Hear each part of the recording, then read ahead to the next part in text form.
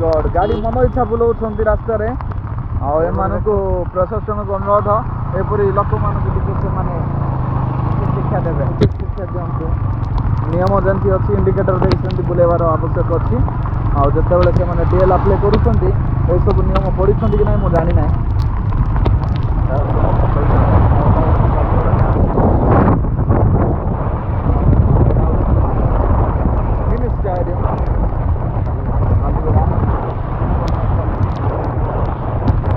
Camera वाला एपटे T देखे आमर फैशन बजार शॉपिंग मॉल अच्छी मिनी स्टेडियम गेट एपरी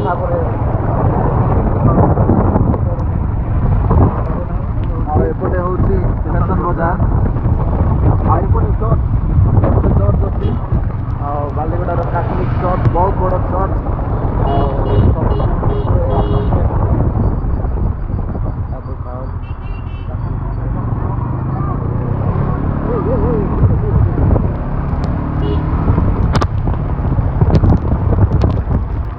बालीगुड़ा बर्तमान बालीगुड़ा पहुँची सारी गाड़ी गोटे गोटे हर्न मारुची ये भाई मैंने हर्न शुणला भी जाऊँगी अबाध्य भाई मान गाड़ी घासी देले भी किसी असुविधा नहीं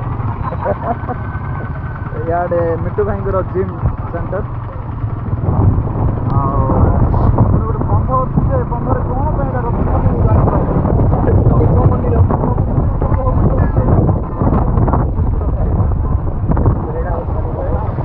कौन बहुत कदर्य एक्चुअली प्रशासन कौन प्रकार इम्प्रूवमेंट ना बालीगुड़ा बालीगुड़ा स्टैंड एपटे अच्छे लेफ्ट साइड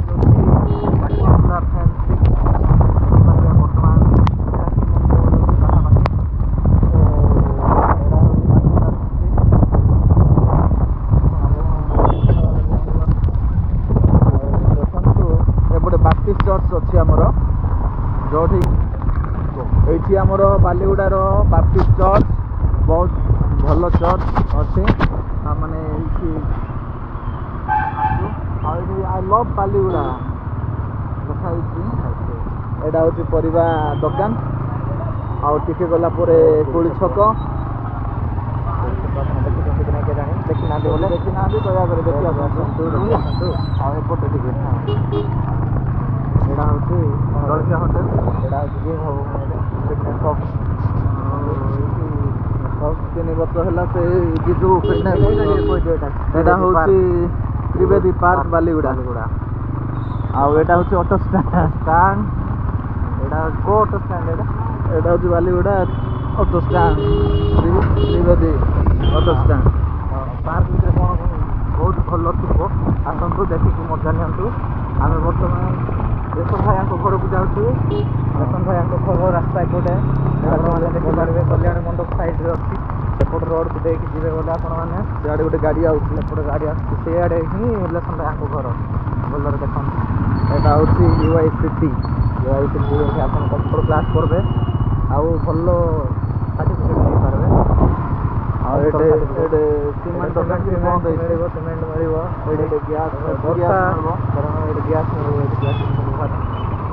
रास्ता टी देखु बहुत कदर्य रास्ता ये खजुनाल रास्ता बहुत कदर्य लोक मैंने बहुत कष्ट पाँच बहुत कष्ट पाँच मु दया बिरियानी होटेल देखा मु रास्ता विषय कहवाक चाहिए टिके गला देखो केते अवस्था होगा पड़ुचे देखु देखु लोक मैंने आंठे लेखा पानी गात केते अंतर गात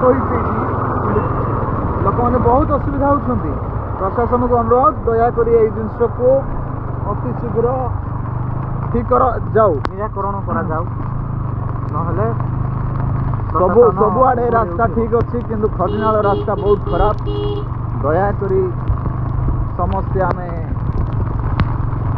कंप्लेन देवार आवश्यक अच्छी आ प्रशासन ए विषय अति शीघ्र एक्शन नेबार आवश्यकता रही भोट देला बेले बड़ बड़ कथा भोट सरला बेले चुपचाप मशा शोला पर शोचते देखो जदि बाहर एरिया लोक आसवे लाज करेंगे ओ माय गॉड देखो इे रास्ता ऊपर पानी एपटे देखो केते पानी ମଣିଷକୁ ବୁଡ଼େଇ ଦବ। ବହୁତ ପ୍ରବଳ ପାଣି ଏଠି ଆସୁଛି, ଆପଣ ମାନେ ଦେଖିପାରୁଥିବେ। ଆମେ ଏଠି କେମିତି ଭାବରେ ଯିବୁ? ଦେଖନ୍ତୁ ଦେଖନ୍ତୁ, ଏଇଟା ହଉଛି ବାଲିଗୁଡାର ଖଜନାଳ ରାସ୍ତା। ଆଉ ଏଇଠି ପ୍ରବଳ ବର୍ଷା ହଉଛି, ଆପଣ ମାନେ ଦେଖି ମଜା ନିଅନ୍ତୁ। ଓ ମାଇ ଗଡ୍, ଏପଟେ ଦେଖାଅ, ଏପଟେ ଦେଖାନ୍ତୁ ଦେଖନ୍ତୁ।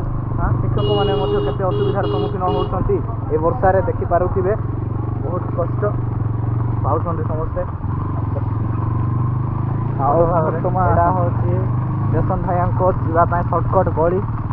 ଭଲ ଭାବରେ ଦେଖନ୍ତୁ ଦର୍ଶକ ବନ୍ଧୁମାନେ, ଖୋଲିକି ଦେଖନ୍ତୁ, ଦେଖନ୍ତୁ ଏଇଟା ସଫା କରିକି ଦେଖନ୍ତୁ। ଏଇଟା କ'ଣ ଅଛି କ'ଣ ନାହିଁ ଆମେ ଜାଣିନୁ, କିନ୍ତୁ ଏପଟେ ରେଶନ ଭାଇଙ୍କ ଘର, ତାଙ୍କ ଘର ଯାଏଁ ଆମେ ଯିବୁ।